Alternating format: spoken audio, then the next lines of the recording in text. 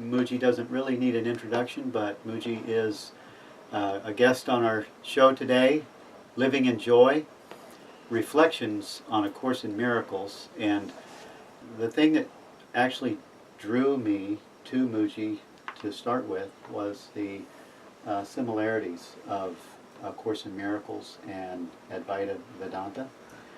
And that's what drew me to London to see you. My wife now and I met you in London about 3.5 years ago, and that became my trip. You invited me to come here right after the land was purchased. And today I wanted to talk about not the differences of Advaita Vedanta and the Course in Miracles, but really the similarities of them. I saw that great interview that you did with Ken Bach a couple of years ago. Yes. And he was at that forgiveness convention. Okay, yes. And Barcelona. Yeah, in Barcelona, Spain. Yes. And it was a beautiful interview. Okay. And I thought that Ken did a remarkable job of holding himself together, and it was really beautiful. He really did a nice job in that interview, and I loved what you had to say to him in it. And one of really the only reason that I'm bringing that up is because I felt like there was a missing answer in the question on when he asked you, what does forgiveness mean to you?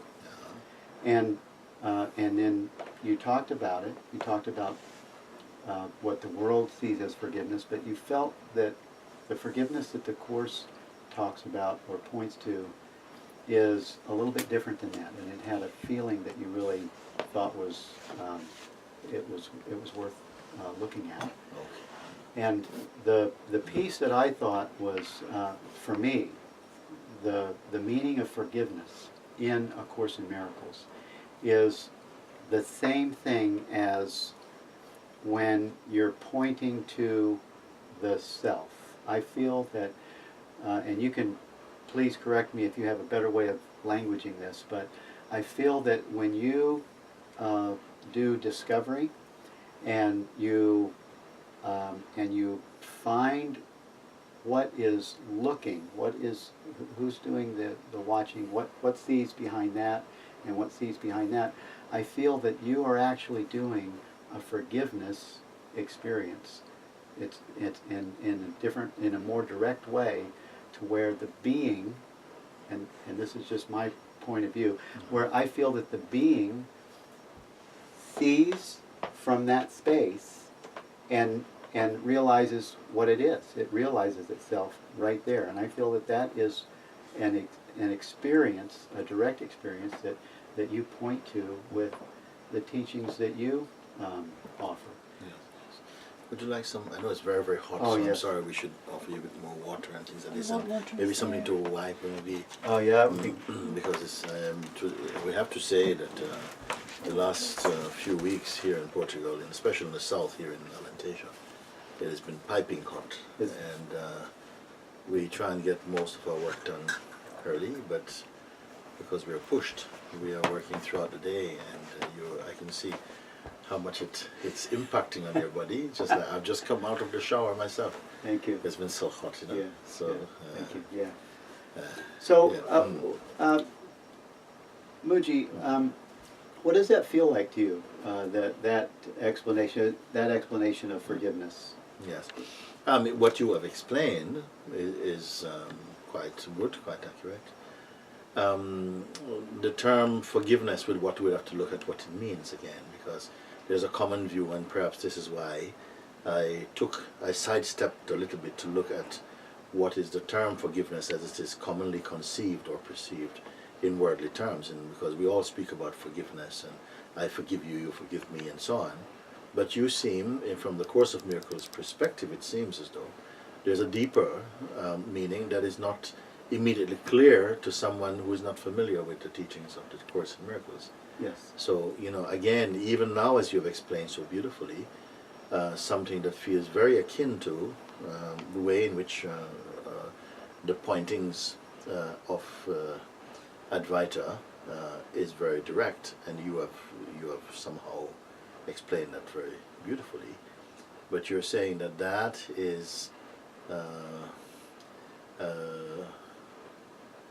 very much akin to what forgiveness is in your terminology from using the Course in Miracles. Yeah. So I'm still, the word forgiveness, you would define as what? Well, I think that the word is really where people have trouble. Yes, They trip right over the word. Yes. Because of its old, the old ideals around what the old forgiveness was. In this term forgiveness, what I'm seeing is that the light of the self is realized, and in the light that's realized, there is nothing else. Mm. And therefore illusions can't, they vanish. They cannot, They vanish in the presence Yeah. of realization. Yeah. And I feel that, and this is why I love you coming on the show, because I feel one of the slow points of A Course in Miracles, where people are doing the workbook lessons for 10, 15, 20 years, and they're still living in the concepts of the intellectual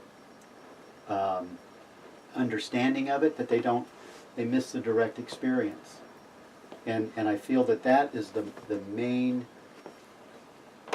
that's the main point that you point to, that the Course in Miracles really doesn't have a means for. When you are pointing, Yeah. you're pointing to a direct experience. People have an experience in a satsang Yes. every single time. And the reason for this is that everyone, or nearly everyone, have had the experience of studying, whether from school or kindergarten school, high school, university, college, or whatever. We are used to studying things, and having a sense that what we have studied is what we know. And it has been my experience that what we think we know may not be direct experience. It can, as you mentioned earlier, can also be just an academic understanding, intellectual understanding, which doesn't amount to direct experience. And at the crux of all things, experience is going to be the real point. You see? Yeah. Where the cure happens, where the crossing over happens, where the illumination happens, where the falling away of obstacles, or the you may say the unburdening begin. Mm-hmm. It has to come from that something opens so profoundly and so clearly inside the heart, Yes. that I don't even want to say that it is even a learning anymore. It is that it's like a transition, a transformation is the outcome of that recognition, you see. Mm-hmm. So the emphasis on the satsangs is that needs to be seen, not understood mentally or merely intellectually. It has to really happen or implode inside the heart, or the heart of the intellect, if you want to put it like that. Yes.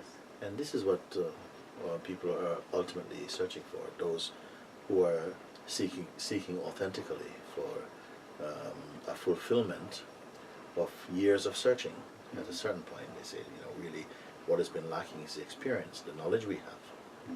We've had a good sound training and disciplines we have, but the direct experience, the irrefutable experience Right. of seeing from the heart, and that has not really happened as yet.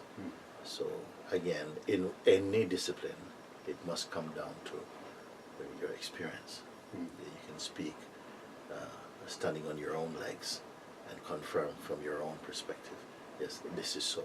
Yeah. See, not just what I've read only, Mm-hmm. but that has been, I can confirm this. And so when you can confirm a thing, then from any angle, your confirmation will hold up. Yeah. Okay? Yes. The one of the real joys that I have for having you on the show is because I know that the people that follow the teachings that my wife and I, Lisa Natoli and I, are both co-founders of the Teachers of God Foundation, and we have many students around the world.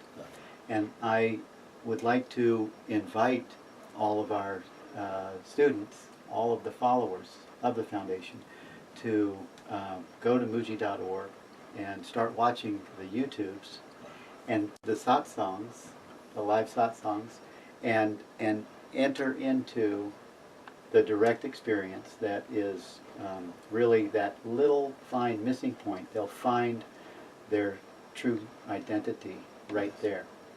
That's what led me to you. I as soon as I saw you on YouTube, I went, I'm going to see that guy. And I'm going to see him. And so we got on a plane and we went to London and we got to meet you firsthand. And then as soon as I met you face to face, I fell in love with you. I immediately knew that the Christ was standing right in front of me, and in the form of a being called Mooji, and I wanted to be part of what he is demonstrating, what he's offering the world. And so I want to thank you for inviting me to Portugal the first time. Yes. 3.5 years ago. Yes. But I also want to talk about something that has happened this time when I came. Okay. I've been here for 3 weeks. I love this place. My whole heart has been opened up in a brand new way. I had a little bit of resistance when I was here the last time around the idea of a guru and a master and all of those things. And that clouded my being able to experience what was being offered to me. I loved working here, and I met many beautiful beings that are now just totally my best friends, and I love them. But one of the things that I realized this time when I came, Mooji, is that as soon as I went on the land tour, the Sahaja land tour, I'm listening to Raj give a description of what the different parts of the property and the what's being I would say a sacredness about this place. There's an energy that is about what has been created through your expression that is palpable, and the beings like Raj, he's not the same. He's not even close to the same person that I met 3.5 years ago. And then I had a conversation with Ganesha, and he's not the same person I met 3.5 years ago. And Ribu and Vishnu and you name it, all of these Lakshmi, everyone in 3.5 years, I'm seeing like a community of little Buddhas, and I have to say that that's where the proof is in the pudding. Yes. What you're pointing to is a real deal. Yes. And I recognize that in them, and I also recognize that my heart is changing, even being here right now. Yes. So, it is wonderful. It is wonderful. Yeah. It's wonderful for myself hearing that also. Yes. Yes. Anyone who has come in this way and has continued to be here, some of them have had to leave and come back and so on. Anyone who has come here and still remain here of their own volition, their own will, as somehow compelled by the inner will of God, I feel that it is impossible to not go through profound shifts in the way that we perceive and in understanding and just transformations in our lives on so many different levels. I think it's very insightful from someone like you who have been away for a bit, and so I can trust your eyes, because when we are all together, sometimes we don't see because everybody's moving alongside each other, see each other every day. So you've come back with some fresh eyes, and you can say, you know, these people have really changed or Yes. something, you see, like that. Yes. Yeah. So anyone who comes, even for a short time, some change must take place for the better in terms of an expanding of consciousness, a much more luminous luminosity and joy and spaciousness and patience, and all of this must move into their dynamic expressions, you know, like that. Yeah. Yes. Well, one of the things that's come up for me. I've had a couple of. I just totally feel so lucky to be with you, and to be. I would have said this 3.5 years ago. I consider myself to be a disciple of Guruji Mooji, and thank you for leading the way, Mooji, the way you do, because you totally are a living demonstration of everything that Advaita points to, everything that A Course in Miracles points to, is to drop the personal self, identity. Drop that. Yes. It kind of falls away also as you come more fully back into the fullness of your light. Then what is the imitation light? It falls by itself, you know, as your understanding deepens and you're looking from a deeper place inside, you know, then the more shallow regions, which were really being imbued with energy, you see, they naturally start to collapse, you know.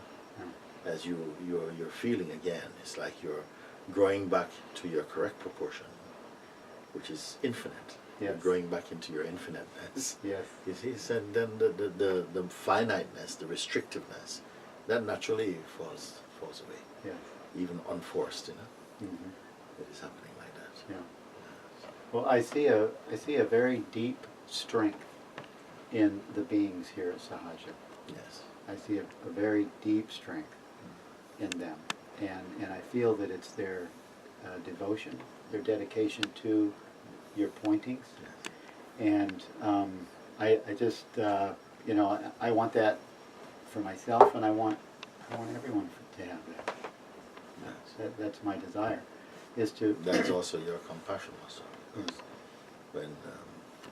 when one sees something that you feel touch you at that deep level, and then you don't want to grab it for yourself, you want to share it with others. First you partake of it as fully as you can, and then you want to as many people to feel that, because you know that potential is in them, that joy, Yes. that space, that completeness is in them. Yes. It just has to be stirred into an awakening or into a recognition or something. So I call that the compassion, the movement of compassion within, that wants that to reach as many as possible, so that one's environment, the world, everything benefits from that, becomes a more gentle place, more beautiful, beautified by that understanding. Yeah. So there's a part, you know, I'm going to be in the naming ceremony. I don't know if I'll have a name or not. It's to be answered. Yeah. There's a part of me that I can feel some resistance to wanting to have a new name, to have a master. What is that? It's a very natural thing, considering that all of us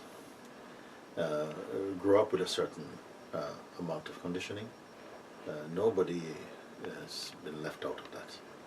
And based upon our own cultural understanding and cultural conditioning, family conditioning, religious conditioning, whatever conditioning and so on. And especially in the West, there is so much suspiciousness towards terms like guru and surrender and being a disciple and so on, you know. Yeah. Because over the years there have been many stories, many of them true also, of things that have kind of gone wrong. People who went out with good intention to find something, to search for liberation or for a better life or something, and then seem to have come into some kind of group situation that seemed fine on the surface and turned out to be, you know, something disastrous in the end. We've heard so many of this, and these type kind of stories, they thrive in our culture, you know, and so we have a healthy dose of suspiciousness and taboos around the subject of following any particular person or even venerating any human being to the extent where you might touch their feet or, you know, sort of approach them in a sort of sense of reverence. There's a lot of this sort of fear and taboo in the Western mind and mindset.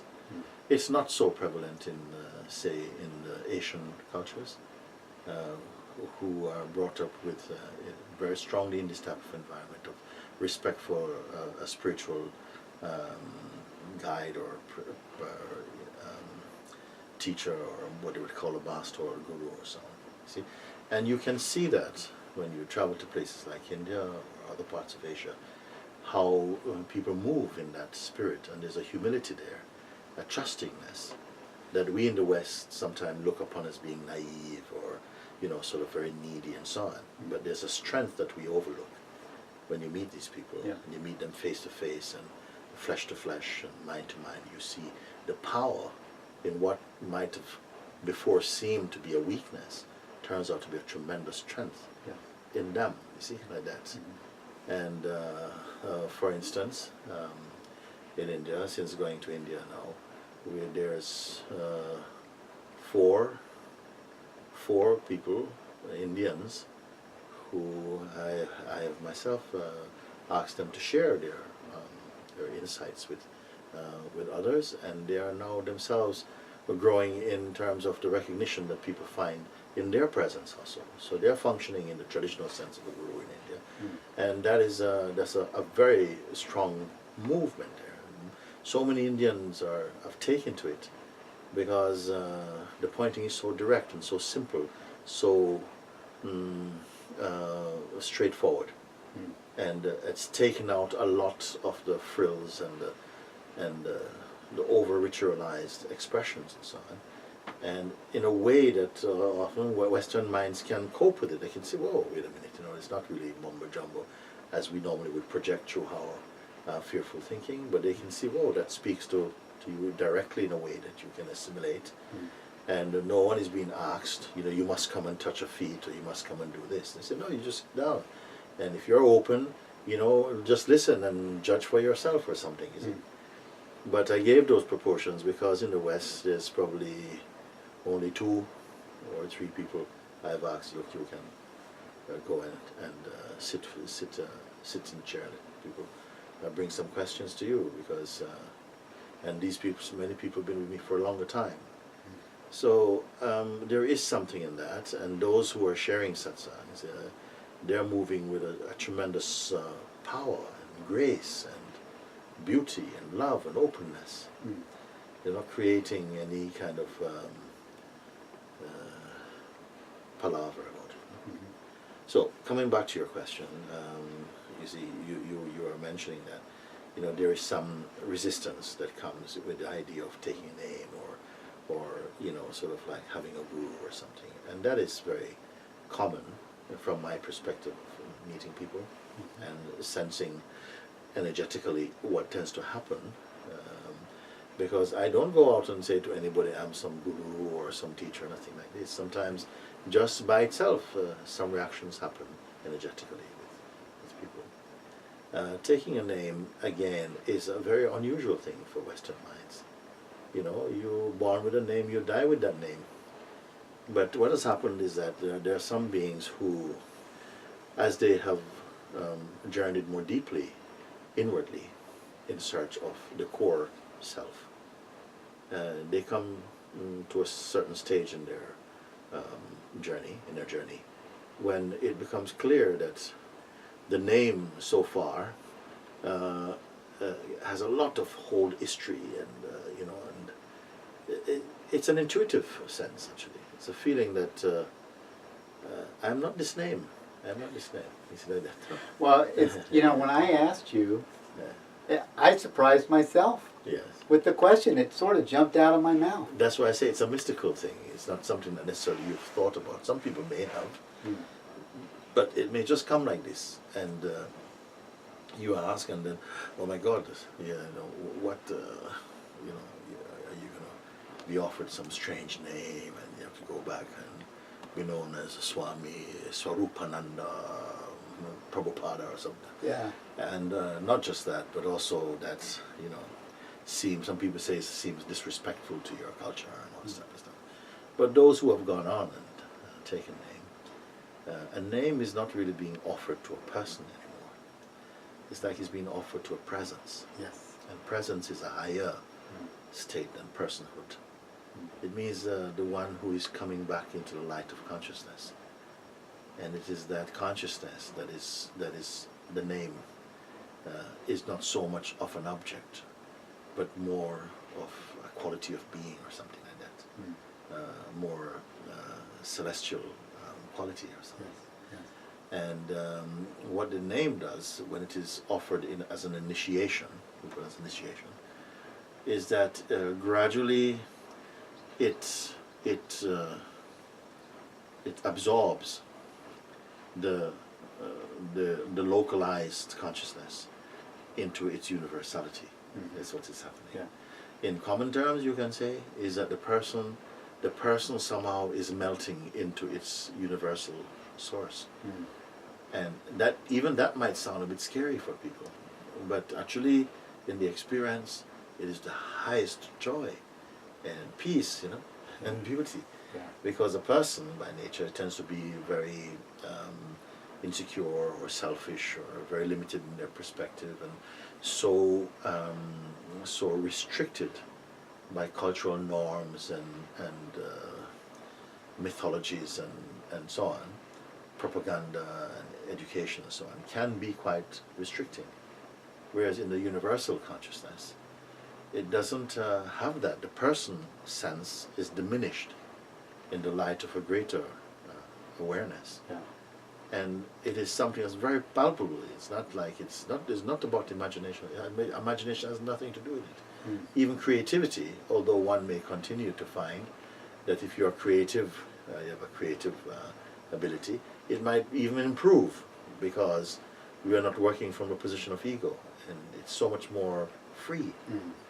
You see? Yeah. So those who have accepted names, sometimes they are so deeply challenged because someone has been offered a name, and then when they go back to their familiar environment, and someone calls them a name, and they say, actually I've changed my name and now I'm called this, and they come under a little bit of stick, from their comrades or family and so on, and then something shrinks away, and then they say, no, I can't like this. Yeah. It happens. Yeah. But for most people, they carry the name inside the heart, and they know what it means. They know that it's not impersonal.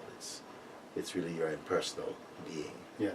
And draw tremendous strength and encouragement, but a kind of power also, a beautiful power, not a power over others, but a power to share, to impart wisdom and loving kindness and understanding in whatever environment you move in. These things happen, and people can testify to that for themselves. Yeah. So it is quite, but hesitations do come, and we're not afraid of that. We understand that it will come because it can feel like a very big step to take, and then also even to say that someone is your master or something. It has to somehow come from the heart. It has to somehow come from the heart. That something has been touched. It's not merely intellectual conviction. It's like a movement of grace that allows this feeling, just like falling in love with someone truly, is a play of grace also. Yeah. Because all the might and the techniques in the world cannot get you to fall in love with someone if your heart is not moved in some level that you can't explain.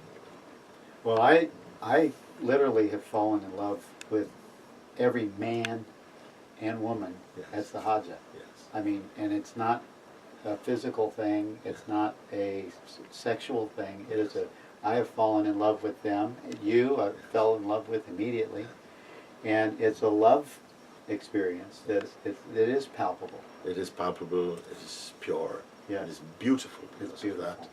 and it's so liberating, so free. Yeah. And, It really is. in the true, when people were talking about free love, and so, I think this was what they were really, this was the mark that sometimes they missed, Yeah. because it was interpreted maybe more in a fleshly way. Yeah. Right. But now you begin to experience it in the heart, to be with beings, Yeah. and there's no game playing, and it's so beautiful. Mm. Well, the thing that attracts me, or really compelled me to feel really like, yeah, I want a name. I want Mooji to give me a name. I want to be a disciple of Mooji. And it's not because I want something. It's because you are a living demonstration of the pointing. You live it. I've seen you. I lived here for 3 months with you.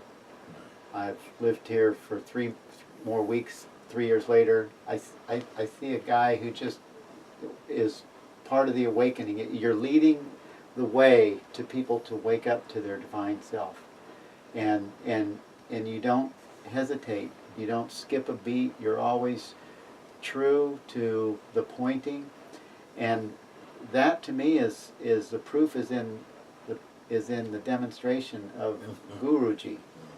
So thank you for leading the way as you do. It's just so pure. Thank you.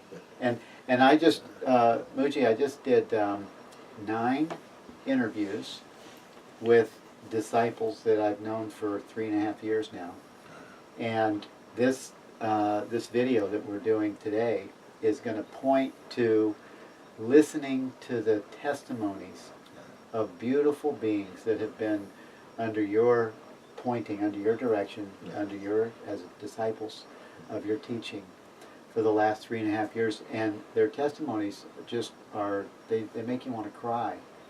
They're so wonderful, and they're so sincere, and they're so pure. Yeah. And you can hear the self speaking. Yeah. I ask him a question, and the self answers back. It's the most beautiful thing. That in itself is my biggest takeaway. Besides this interview, is the interview with all of your beautiful little Buddhas. Yes, I'm very happy for that, because I love to hear because they are so often sitting and being so attentive and writing things down and contemplating them. So it is good when someone comes along like yourself and have that heart to really put questions to them that obviously will go to their heart, and responses will come from their heart. And then for myself to also hear and bear witness to this type of exchange. I look forward to it myself. You're going to be very moved by it. I promise. It is my joy to. And the funny thing is I had no idea I was going to do it. This is good. I had no idea. I brought this recorder with me because my wife was going backpacking to France, and she didn't want to carry it. So I brought it with me, not even knowing that the universe had a different idea. Yes, it was set up. Yeah, it was a setup. It was a universal setup. Well, that is grace. Yeah, that is grace, isn't it? Because and it is beautiful, because very often people are afraid of what they say is the unknown. Like, oh, I have to have a sense of where I'm going and what it's going to be about, and so on. You see, and that is so limiting, so inhibiting, actually. Whereas as you are coming more into the field of grace, that need to know and to have guarantees, it drops away, and you're in a much more alive space. And then you see how the universe works without your interference. Yes. It's so wonderful, and you draw so much encouragement. It's faith building and trust building, because you see, wait, it kind of works without my intrusion. Yes. Something is here, and very often when people make that discovery of the true self, they say, "Oh my God, my life has become so beautiful, and now my life is full of blessing and grace, and I see that God is looking after me." He was always looking after you, but you are missing the gift because your mind was projecting something else, and so you are missing. Now you're not missing it, because now your eyes have aligned with the divine. And so you're beginning to see with more godly eyes what has always been here.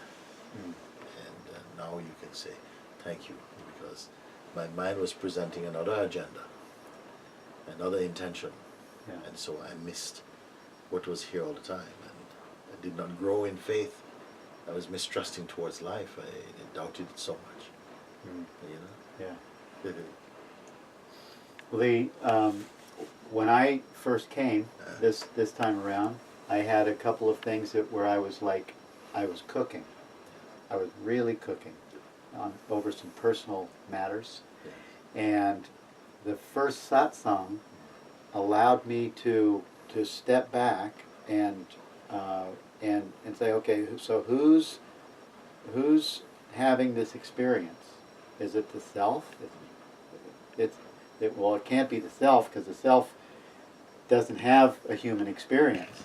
So as soon as I went and stepped back, as I'm watching you give someone else the inquiry, you're giving it to me at the same time, and you're speaking words that I would call the Holy Spirit has put in my heart.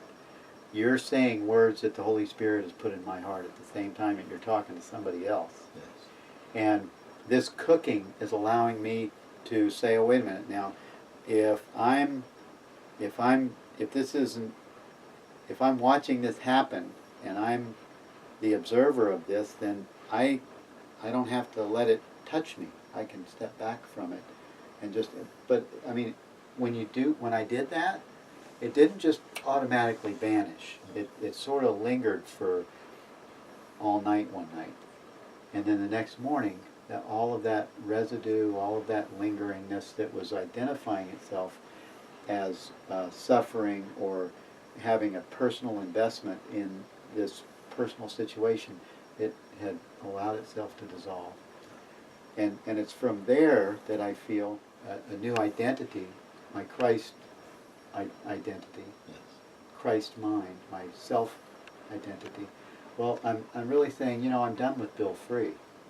I'm done with all of the past, the Bill Free, anything that had to do with the Bill Free in the past or what Bill Free thinks the future needs to hold.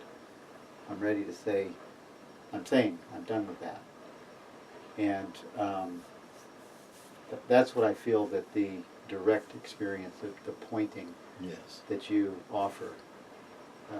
And that is a tremendous testimony, because only one who is genuinely touched can feel, because as you speak, it pushed me back right into that early period for myself, when it was so clear that that I have to live for this. It was felt like I have to live this, whatever I had done up until that point. I could not put the value in an envelope. I could not do it. It was like, compared to what had happened, something just, I use the term, I was kissed from inside. Yes. And that I'm still living off the fragrance and the energy of that kiss, Yes. Because it so upturned everything, but in such a powerful way. So much things were changing so quickly, but right in the core of it, there was this presence that was just invincible. How you know something, I don't know, but you just know. We have the capacity to know without study. When that resonance happens inside your heart, it is not a university awakening. It is not a university conviction. It is something that is so mystical and so profound at the core of the human experience. At the heart of the human kingdom, there is this which is not a part of the history of human beings, not a part of the history of human beings. It is just somehow the light that gives life to the world. It has a certain presence and it's a certain vibration. And it doesn't matter whether you call yourself Hindu or Muslim or atheist or whatever, because there's something beyond all of that that is that unites us. You can say, we can use this word, unites us, and it's this place when a human being begins to discover that, then you really, the gratitude pours out of your heart, because it's like when I say you must be the cow that jumped over the moon. This moon means a jump out of your life, a jump out of your mind life. Something jumps over it. It jumps back into the sun of your heart, this type of thing. Mm. Only beings who are touched like that, and I feel that one's life must have the capacity to be touched that deeply. That sometimes you walk away from yourself, you walk out of your life. Mm. You see? Yeah. And until you're touched like that, you maybe not understand, what is this guy doing? He has so much going on, what are you doing? But they're being moved by a deeper power that cannot be explained at the localized level of consciousness.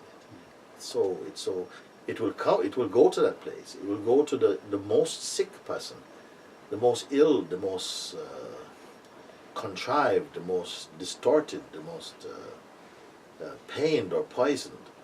It will touch that place and illumine it. And where it was a desert, it will make something beautiful grow there. It is that for me that is just the greatness of the existence. That a human being can just somehow flower in the desert of their experience, just flower into a Garden of Eden. I really mean that, and I see it. I see it in you. I see it in beings who have come and say, "Yeah, I don't know what's going on. I don't even trust you, man. I know it's okay. There's nothing you're required to do, but just accept that something brought you here. Hang around a little bit to find out what it is, if you will. If not, then you're so close you can go." And I've seen the miracle of life more in this way. And then in some special effects or something, just that inside the heart it can change so profoundly that someone can say, yes, whatever has gone before, that is gone. Yes. I am new every moment somehow. And I don't know where these steps will go. It's okay. It's because something tells me it's okay. Well, that's what another thing that just blows my mind about you is that you live in this movement of life. I've never seen anything like it, and to me, you're a living example of what Jesus' life must have been like, and only hopefully they're not going to put you up on a cross. No, but that to me is another demonstration of just living the experience of trust, trusting that you're being led, you're being guided. It's the only way that you can let go. Something inside of the mind. Let go of the strategy to manipulate existence to get out of it what you project you need to get out of it. Something must already be sensed inside. There's a sense, a deep sense, and that blossoms into a powerful knowing that all is good, all is good. It's not a bluff, it's just somehow, and when I often use the term, this is a tree that bears immediate fruit, meaning that somehow as you are in this trust, you see life is somehow proving it every day. And then it feels then after a certain time to try and plan or strategize something, it feels so tiring to do that now. Because the life unfolds by itself. You see, of course sometimes this body is called into action. You see that we're working here and hammering things just like yourself and moving like this also. But behind it there's a beautiful wind. Yes. That those who are here, they feel it. Yeah. That we are wind assisted and everything. Yes.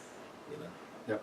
We're not preaching you'll lie in bed and have your bananas peel for you. You say, no, you're moving, No, but something is helping and carrying this movement also, and we see that, and there's a joy in that. So I don't know how much time we have, but I have a couple Okay. questions for you. What is your? I know that you have a background in Christian in the Bible. Yes. You have your Yes. mother was a Seventh-day Adventist or something. Yes, yes. And you have a real clear mind of what the Bible, where the Bible's coming from. And also I've heard you say, use terms like the Holy Spirit. Yes. The Course in Miracles uses the Holy Spirit a lot and uses Jesus as a guide a Yes. lot. And I guess my question for you is, what do you see as the role Mhm. of the Holy Spirit in the life of one that's on this non-dual path of Advaita or A Course in Miracles? Yes. What is called the Holy Spirit, maybe from a Christian tongue, maybe it's called something else in another language, Yeah. because it's just one. The essence doesn't change. Yeah. The language change. Just Okay. like water is called water in one place, pani in another place, agua in another place, aqua in another place, and so on. But the thing is just one thing. The names are different. And but there's not only that, because the name also, in a sense, supports the expression of the divine. Yeah? There's a subtle difference in, say, the way that Christianity expresses truth than, say, the Buddhists would express truth, or the Hindus or the Muslims or so on. They all express, even atheists is expressing truth, though maybe not so consciously. So for me, I grew up in this environment. When I speak of the Holy Spirit, I speak of that power which moves in an intuitive way, and that informs the heart, or informs the being, of a subtle sensing that leads to a kind of an understanding and a reading of life at an energetic level, at an intuitive level, more than a cerebral level, more than sort of like thinking my life through. Yes. You see, so it's more intuitive, Mm. and it functions in all aspects of life, from the intellectual functioning to the mental and physical and physiological, and all of these areas are touched and enlivened by the presence of that spirit. Now sometimes someone may say, but you're just talking about the life force. I said, no, the life force is the life force. It's not in itself. The Holy Spirit is sentient. It's not just energy. Yes. It's God's intelligence. Yes. And spirit. You see, and when it is present in you, then there are forces which are, evil forces also. Now, some people may not use these terminologies, but in my life I know them.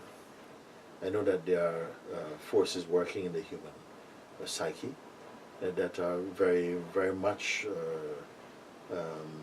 destructive at levels of our, mental health or emotional health, or that will speak to the personalized aspect of the personalized or localized aspect of consciousness. It will try to control it. It will try to destroy it, so to speak. Although in essence it cannot be destroyed, but in the life of life and death, and you and me, and this and that, and up and down, and right and wrong, and God and demons and heaven and hell and whatever.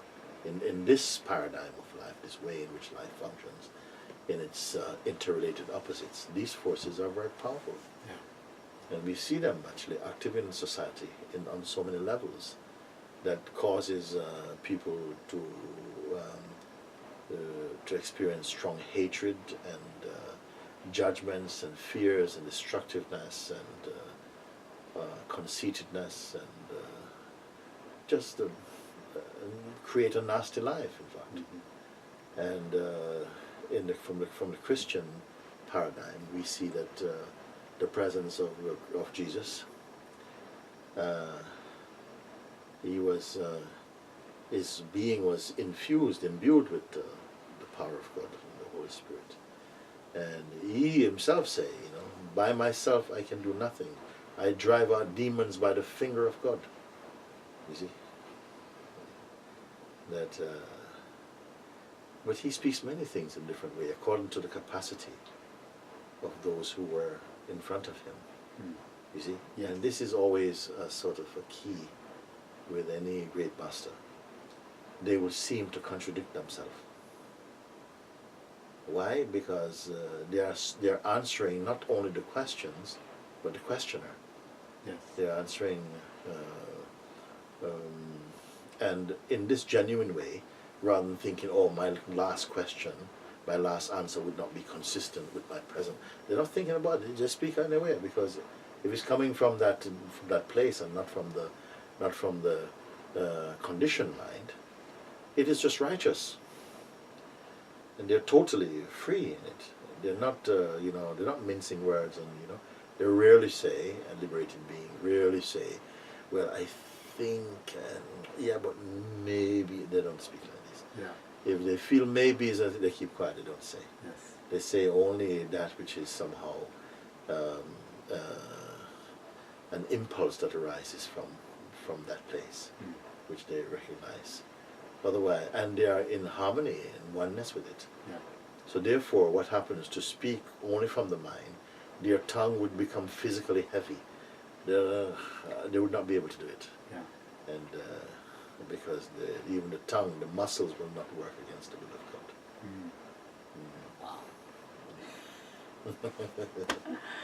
Well, Guruji, Yeah. Mooji, thank you for leading the way in the Great Awakening, Thank you. in the pointing that you do, and thank you for being in my life and in all of the beings that I witness, that you demonstrate the true devotion of being here only for God, only for the Great Awakening. Yes. And I've seen it. There's no hidden shadows going on. And thank you for being who you are and for allowing me to come and even be part of this amazing ashram, this place that is really being set up.